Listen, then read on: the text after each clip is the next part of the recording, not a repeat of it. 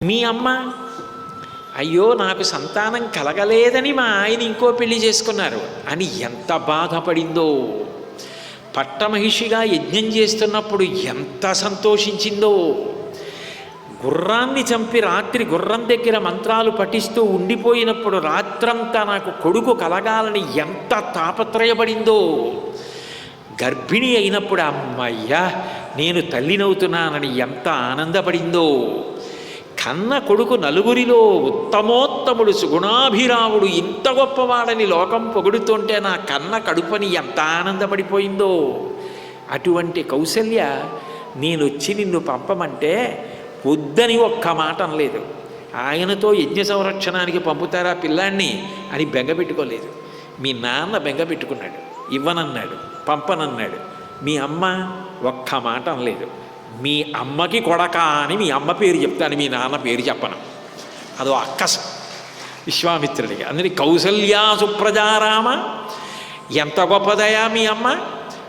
రెండు, లోకంలో ఒక నానుడు ఉంటుంది, తండ్రి గొప్పవాడే కానీ ఒక వ్యక్తి జీవితంలో చాలా గొప్పవాడు అనుకోండి, ఏ అమ్మ కన్న బిడ్డో అంటారు.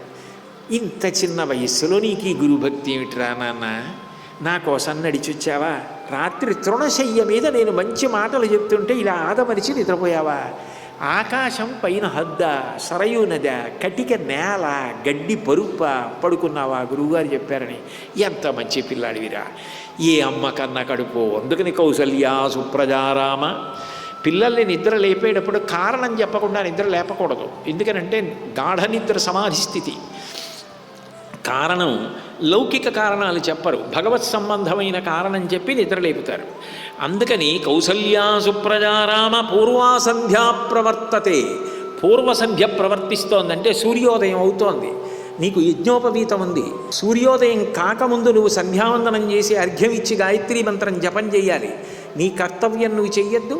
పూర్వాసంధ్యా ప్రవర్తతే ఉత్తిష్ట నరశార్తూల. నరులయందు పెద్ద పులి లాంటివాడా అంటే అంతటి శ్రేష్ఠుడా. కర్తవ్యం దైవమాన్ధికం, దైవాన్ని ఆరాధించడానికి యోగ్యమైన సమయం కదా.